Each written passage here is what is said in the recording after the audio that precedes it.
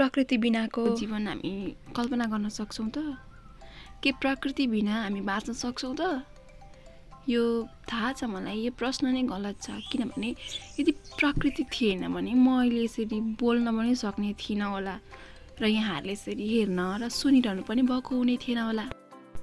जमाना जति जति आधुनिकतातर्फ लम्किँदैछ त्यति मानव र प्रकृति बीचको सम्बन्ध पनि बिग्रिँदै गइरहेको छ। र अबको पुस्तामा प्रकृति हस्तान्तरण होला कि नहोला, आधुनिकता मात्रै रहने हो कि भन्ने जस्तो डरलाग्दो प्रश्न चिन्ह खडा भएको छ। र अबको पुस्तालाई प्रकृतिको महत्त्व पढाउने घोकाउने भन्दा पनि उनीहरूलाई प्रकृति के हो महसुस गर्न सक्ने, छुने, प्रकृतिसँग रमाउने र प्रकृतिसँग सिक्ने र प्रकृतिसँग हुर्किने वातावरण सिर्जना गरिदिनुपर्छ जस्तो लाग्छ मलाई। हामी त केही हदसम्म नेचरसँग हुर्केको बालबालिका हौँ, किनभने टिनेजर कटिसकिसकेपछि मात्रै हामीसँग मोबाइल फोन, इन्टरनेटको एक्सेस थियो। र पनि अहिले कति धेरै डिप्रेसन, एन्जाइटी जस्ता अन्य अरू पनि मानसिक रोगहरूले यति धेरै ग्रसित भएका छौँ हामी। अब सोचौँ त, अब त बालबालिकामा त जन्मजातै उनीहरूको घरमा इन्टरनेटको एक्सेस छ, उनीहरूको हातमा विभिन्न प्रकारको मोबाइल, विभिन्न ब्रान्डेडका मोबाइल फोनहरू उनीहरूको हातमा हुनेछन्। र उनीहरूले हामीले जस्तो आसपास, हामीले जस्तो लुकामारी, हामीले जस्तो किती गट्टाचाली खेलेर उनीहरू हुर्किने छैनन्। किनभने उनीहरूको हातमा मोबाइल छ र ट्रेन्ड उनीहरूको यस्तो चलिरहेको हुन्छ कि कसले भिडियो गेम राम्रो खेल्ने, उनीहरू घरमा बसेर। हाम्रो जमानामा ट्रेन्ड भनेको गट्टा, कबड्डी त्यस्तो खालको थियो र त हामीले त्यही खेल्यौँ। तर अब त्यस्तो ट्रेन्डै चल्ने छैन उनीहरूको।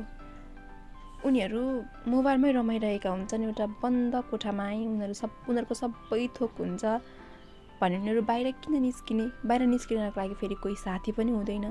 अथवा उनीहरू धेरै समय विद्यालयमै व्यस्त हुने र घर आइसकेपछि पनि विद्यालयको गृह कार्यमै व्यस्त हुने र अलिकति उनीहरू बचेको समय त्यसपछि उनीहरू स्क्रिन टाइममा व्यस्त हुने भएको कारणले गर्दाखेरि चाहिँ अहिलेको बालबालिकाहरू अलिकति प्रकृतिदेखि टाढा रहेको रिसर्चहरूले बताएको छ। र धेरैवटा रिसर्चहरूले के बताइरहेको छ भने पहिलेको बालबालिकाको तुलनामा अहिलेको बालबालिकाहरू चाहिँ अलिकति कम प्रकृतिमा रमाउने अथवा प्रकृति र अहिलेको बालबालिकाको सम्बन्ध चाहिँ अलिकति टाढै रहेको बताइएको छ। त्यो चाहिँ किनभने उनीहरू अब भित्रै रमाउने, उनीहरू स्क्रिन टाइम उनीहरूको बेसी हुने, उनीहरूले मोबाइल फोन, इन्टरनेट, टिभीमा अलिकति व्यस्त हुने। र यदि बालबालिकाहरू बाहिर निस्किन्छन्, बोट बिरुवा, धुलो माटोमा खेल्छन् भने उनीहरू चाहिँ अन्य बालबालिकाको तुलनामा अलिकति बेसी क्रिएटिभ हुने, अलिकति बेसी एक्टिभ हुने, उनीहरूको मेमोरी शक्ति बढ्ने, उनीहरूमा भिटामिन डी पनि मजाले सप्लाई हुने र उनीहरूमा कन्सन्ट्रेसन पावर पनि बढ्ने कुरा रिसर्चले बताएको छ।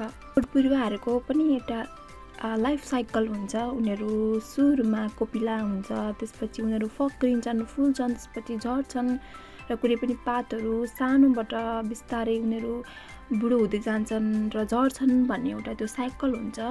उनीहरूले त्यो साइकलहरूलाई अब्जर्भ गर्न दिनुपर्छ र जिन्दगी पनि हाम्रो यस्तै हो भन्ने कुरा उनीहरूले थाहा पाउँछन्। र जुन चाहिँ बाहिर निस्किनै पर्छन् थाहा पाउनलाई, भित्र बसेर थाहा पाइँदैन। र विभिन्न बोट बिरुवाहरूको गन्ध, फुलहरूको सुगन्ध, चराको चिरबिर, यो आवाजहरू र यो खोलाको कलकल, यस्ता कुराहरू सुन्न, यस्ता कुराहरू महसुस गर्नको लागि बालबालिकाहरू घर बाहिर त निस्किनै पर्छ।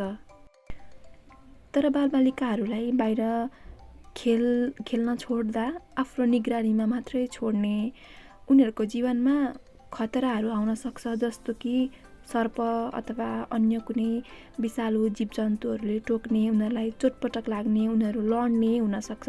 त्यही भएर हामीले बाहिर खेल्न छोड्दा अलिकति ध्यान पुर्याएर उनीहरूको जीवनमा खतरा आउन सक्छ भनेर हामीले निगरानी चाहिँ गरिरहनु पर्दछ।